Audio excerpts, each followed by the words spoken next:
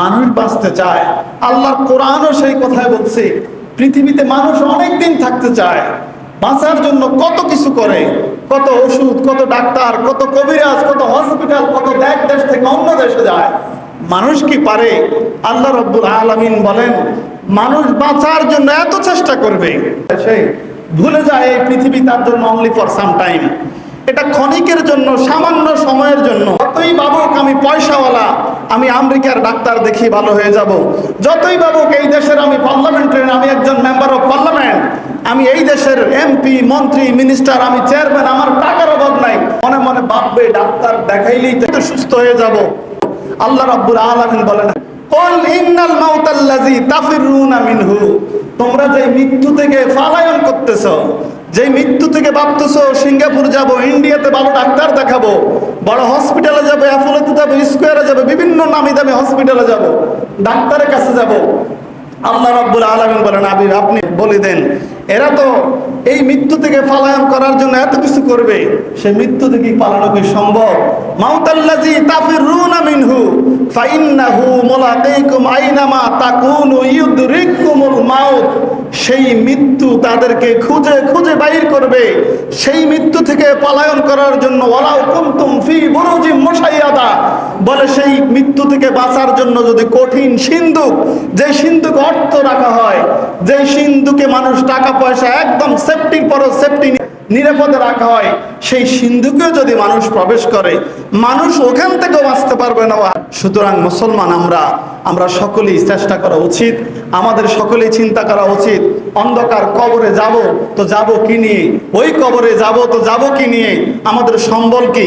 আমাদের সম্বল ঈমান, আকীদা, আমল, এগুলো যদি আমাদের ঠিক থাকে, এগুলো যদি আমাদের পরিপূর্ণ থাকে, ওই কবর হবে আমাদের জন্য আরামদায়ক শান্তির জায়গা, যেই কবরে রাখার মাত্র মুমিনরা ঘুমিয়ে যাবে।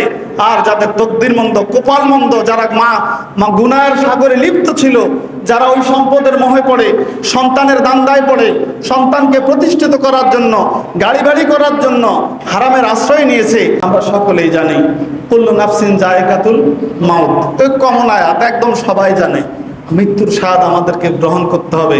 আসলে সেই স্বাদ গ্রহণ করার জন্য আমাদের প্রিপারেশন কতটুকু আছে, আমরা কে কার অবস্থান থেকে প্রস্তুতি নিয়ে আসি। আজকে যদি আমাকে প্রশ্ন করা হয় আপনি কি মুসলমান, আমি তো এক কথাই বলে ফেলবো আমি অত্যন্ত সেরা মুসলমান, আমি দামা মুসলমান। কিন্তু মুসলমান হিসেবে আমার করণীয় কি? একজন মুসলমান হিসেবে আমার কাজ কি? গুলির সামনে দাঁড়িয়ে গোলাগুলি হচ্ছে, সেখানে দাঁড়িয়ে আপনি শহীদ হচ্ছেন। শহীদ তো এইভাবে হয় না, জীবন তো এইভাবে দেয় না। এই জীবন অত্যন্ত দামি। আমার নবী করিম সাল্লাল্লাহু আলাইহি সাল্লামের জবান, জীবন যতক্ষণ আছে সেটাকে নেক কাজে লাগাও। টিভির পর্দায় না গেলে আমাদের ঘুম আসে না, ফিতনা ফাসাদে না জড়াইলে আমাদেরকে ভালো লাগে না, একটা মানুষের আমরা হিংসা তারকে নিয়ে গবেষণা না করলে, গীবত না করলে আমাদের ভালো লাগে না। কিন্তু ইসলামকে আমাদেরকে সেই অধিকার দিয়েছে? দেয় নাই।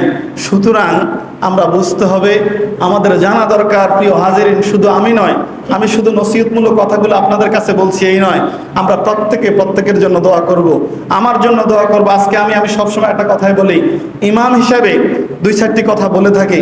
আসলে আল্লাহর আদালতে হয়তো আমার মুসল্লিরা আমার চাইতে আমলের দিকে অনেক এগিয়ে আছেন। এই জন্য বাবা, আমি যে খুব আল্লাহওয়ালা মানুষ, আমি যে খুব পরহেজগার মানুষ, এরকম বিষয়টা নয়। আমারও গুনার শেষ নাই, আমারও আমলে যথেষ্ট ঘাটতি আছে। আমরা যারা মানুষ, আমরা আসলে কথা আছে by naturally man is bad. মানুষ কিন্তু সৃষ্টিগতভাবেই একদম শুরু থেকেই মানুষের মধ্যে কিন্তু একটা খারাপ, একটা শয়তান তাকে ওয়াসওয়াসা দেয়।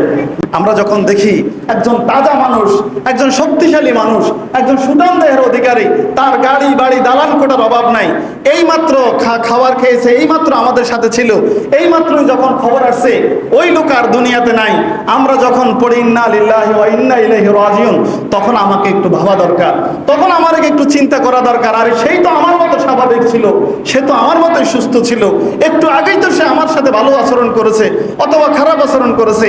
আজকের যেমন তার দুনিয়াতে সব কিছু থাকার পরে ওই ঘরেও তাকে নিবে না, তার আওলাদ দ্রুত তাকে কবরে দিতে চাইবে, আমার আপনার বেলায় সকলের বিষয়টা তো এরকমই হবে। এই চিন্তা রেখে আমরা সকলেই চলার চেষ্টা করব। আমরা মানুষ হয়ে মানুষের উপকার করতে না পারি, অন্তত ক্ষতি যেন না হয়, আমরা সেই চেষ্টাটুকু করব। আল্লাহ পাক আমাদের প্রত্যেককে তৌফিক দান করুন, সকলে পড়ে আমিন। বাবা, মরণ এক ভয়ঙ্কর জিনিস, একটু ভেবে দেখেন না, মশারের নিচে রাইতে 2টা 3টা বাজে তো সজাগ হন, ভাবেন না একটাবার আমি কবরে এসে গেছি, ভাবেন আমি কবরে শুয়ে আছি, আসলে দেখেন তো আপনার কে আছে। ওই গভীর রাত্রে স্ত্রীকে ডাকবেন, সেও আপনার উপর রাগান্বিত হবে। সন্তানকে বলবেন বাবা আমার খারাপ লাগে একটু আমার কাছে আসো, সেও আপনার উপর রাগান্বিত হবে। আপনার আশপাশে একটু জোরে কথা বলেন, তারাও রাগান্বিত হবে। এই যে অন্ধকার কবরে মাসের পর মাস, বছরের পর বছর, হাজার হাজার বছর পড়ে থাকতে হবে, সেই কবরে আপনি কাউকে ডাক দিয়ে বলতে পারবেন না। যদি আপনার আমলিয়াতের জোর, ইমানের স্পিড যদি জোর ওইভাবে না থাকে, ওই কবরে কে আসবে, ওই কবরে কে আপনাকে ছায়া দিবে, কে সহযোগিতা করবে? এই চিন্তাগুলো করে আমরা বাকি জীবন চলার চেষ্টা করবো। আবারও সকলে পড়ে আমিন।